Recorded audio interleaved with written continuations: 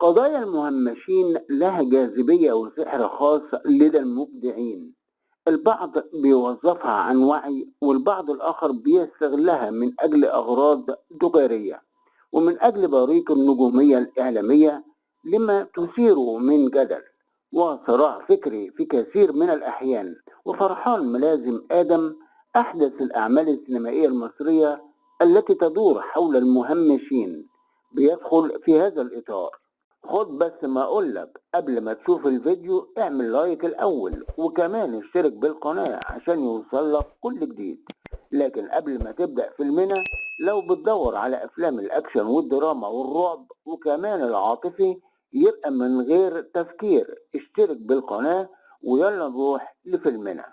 الفكرة الرئيسية للفيلم اللي كتب له القصة والسيناريو والحوار الكاتب الراحل محسن زايد هي المدينة التي تبتلع الوافد إليها سواء من الريف أو من الصعيد، ناهيك بالحديث عن السلطة وأهل الحارة والشاب اللي بينتهي بفقدان حبيبته التي تصبح محرمة عليه لأنه أقام علاقة عابرة مع أمها صاحبة البيت اللي بيقيم فيه.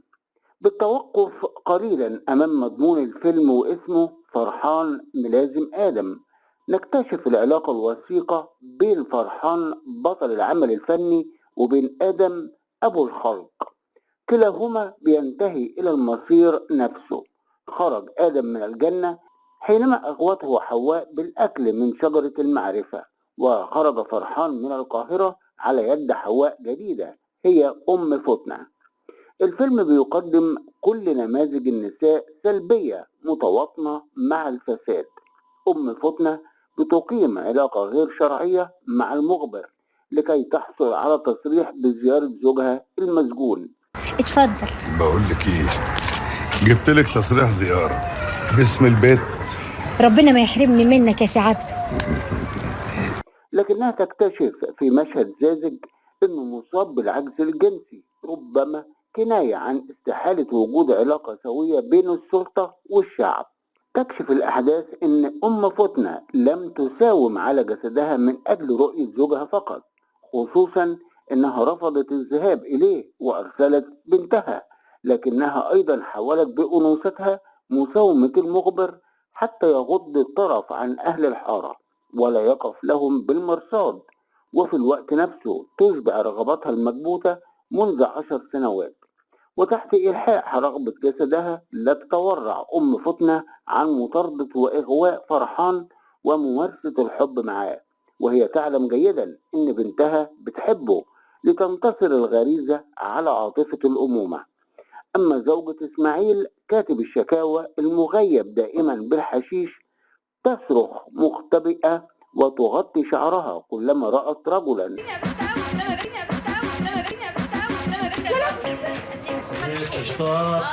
لكنها تستسلم لاغتصاب الكهربائي من دون أدنى مقاومة وتحمل منه جنينها الأول. أبو السيد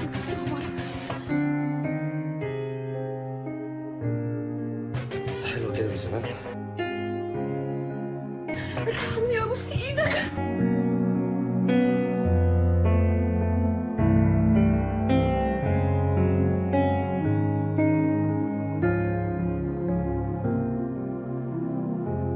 ربما كناية عن جيل جديد من المهمشين غير الشرعيين. في الفيلم نموذج آخر يدين النساء من خلال فتاة ريفية جاءت إلى القاهرة لتواصل دراستها. تحضر هذه الفتاة قبل بدء العام الدراسي بحجة العمل سكرتيرة، لكنها تنحرف في إشارة إلى أن المدينة تلوث الجميع وتفقدهم براءتهم. وربما يدين الكاتب هنا أهل القرية مثلما يدين أهل المدينة. فتنة بائعة الكشري هي النموذج الوحيد النقي من نساء الفيلم، لكنها أيضا متواطنة مع الفساد وصامتة أمام انحلال أمها وانحرافها. فرحان ملازم آدم عمل فني غير بريء يسعى إلى بيع أسطورته عبر خطاب سينمائي، لكنه يطرح قضايا عدة من دون التعمق في أي منها.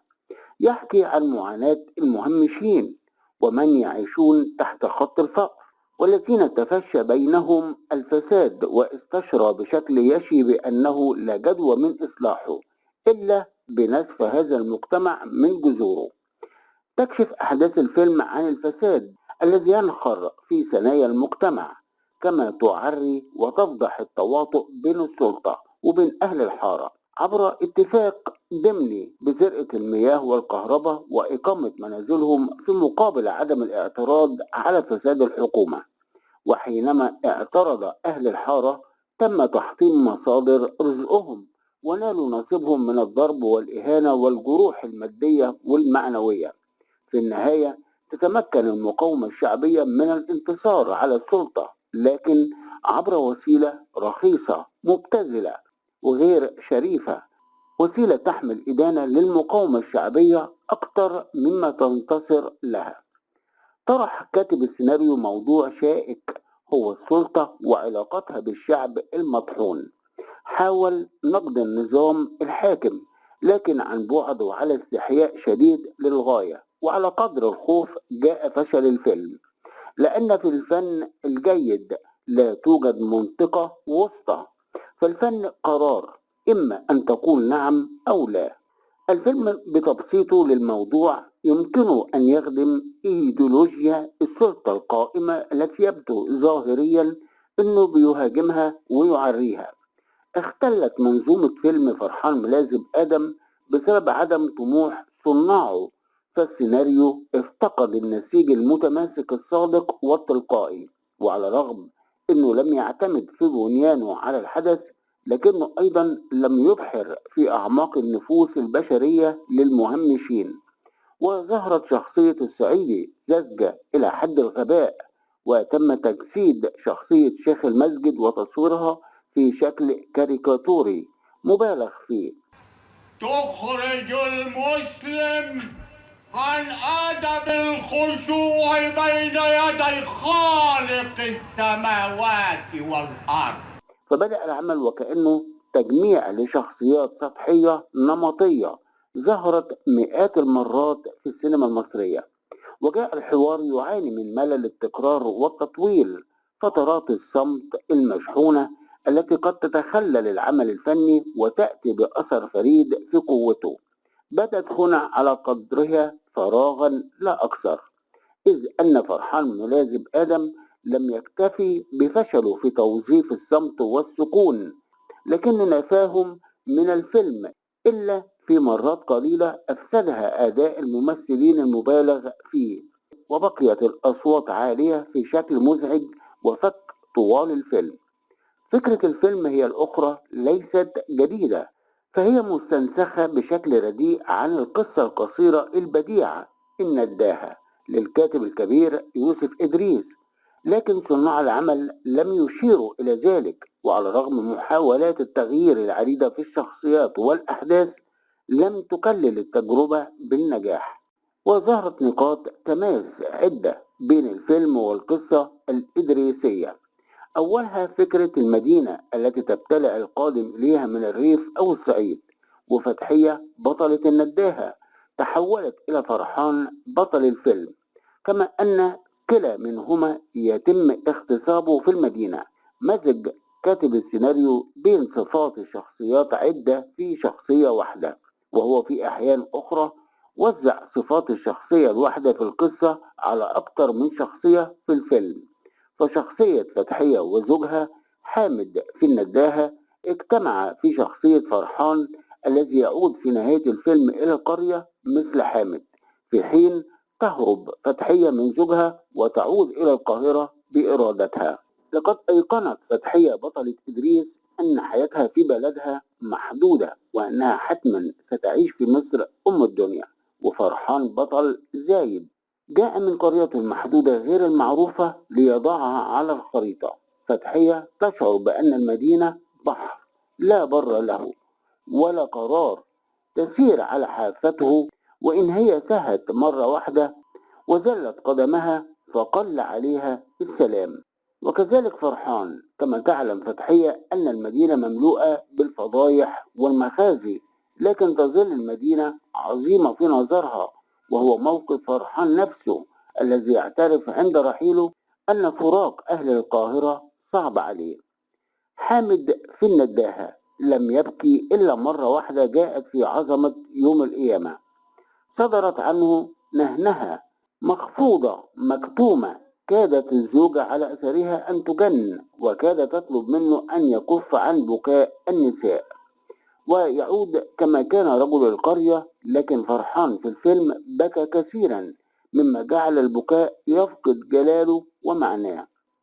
أجمل ما في الفيلم أغنية نازل على المزار بصوت فتحي عبد الوهاب اللي نجح في أدائها بعكس تمثيله النمطي للدور ونظراته الحادة غير المعبرة وصوته اللي افتقد الدفء الإنساني. راح فتحي يكرر نفسه حركاته وإيماءاته، وعليه أن يخرج من هذه الدائرة قبل أن يكتب نهايته كممثل يمتلك بصمة خاصة. جميع الممثلين في الفيلم باستثناء لبلبة في حاجة إلى وقفة مع النفس وتقويم ما يفعلون عبر مرآة صادقة، لأنهم يمثلون ليس على الجمهور لكن على أنفسهم. استطاعت لبلبة أن تسرق الكاميرا طوال الوقت بحرفية عالية خصوصا في المشاهد الصامتة. أما حسن حسني فلم تسعفه الإفيهات ولا الدور الفقير على إظهار قدراته المتميزة في الأداء.